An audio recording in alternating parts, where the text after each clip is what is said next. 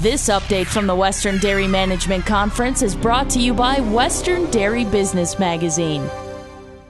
It's day 2 at the Western Dairy Management Conference in Reno, and one of the many issues dairy farmers face is the lowering of somatic cell count limits in the near future. And as those limits become more stringent, the positive impact of trace minerals to help the immune system is becoming more important. That according to Dr. Mike Saha, Dairy Research Team Leader at Zinpro Corporation. Number one objective has to be to minimize the amount of pathogens that the body's exposed to. So first off, it starts out with the producer keeping a clean environment. Then we have to have a good barrier to prevent the number of pathogens that enter the mammary gland. That's where good skin integrity comes into play. That's where the teat keratin comes into play. Then once we have the pathogens entering the mammary gland, of course, then we want to have the immune cells quickly identify, localize that infection, and then kill those pathogens. And that's, of course, where copper and manganese play an important role.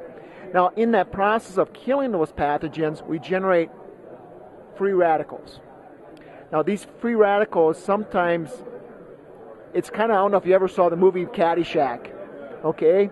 Remember when Carl Speckler, the groundskeeper, his whole goal was, they identified they had a gopher on the golf course. Now, his goal was to go out and eliminate that gopher. So he tries to drown the gopher, doesn't succeed. Then he goes out and tries to shoot the gopher. And along the way, he keeps escalating basically attacking the gopher. And that's like our immune system. As we're not able to eliminate that pathogen, we keep ramping up the attack. So in the end, of course, Carl ends up blowing up the golf course as he's trying to eliminate this gopher. Well, our immune system can do the same thing. If we're not able to quickly, first off, prevent the gopher from entering a golf course, that's our number one objective. And then once we find the gopher, we want to quickly go ahead and eliminate that gopher. But if we're not able to do that, we quickly ramp up the system, the attack, to the point where we can go and eventually the animal can die. And that's what happens when we have like a coliform mastitis, is that's where we have a very severe overreaction by the immune system to the pathogens.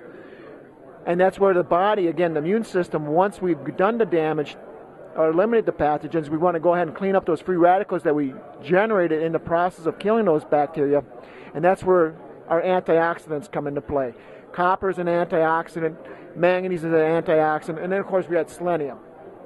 Selenium goes ahead and cleans up some of those free radicals that we generate in the process of responding to and killing those pathogens. Dairy Business Communications is proud to bring updates from the Western Dairy Management Conference in Reno, brought to you by Western Dairy Business Magazine.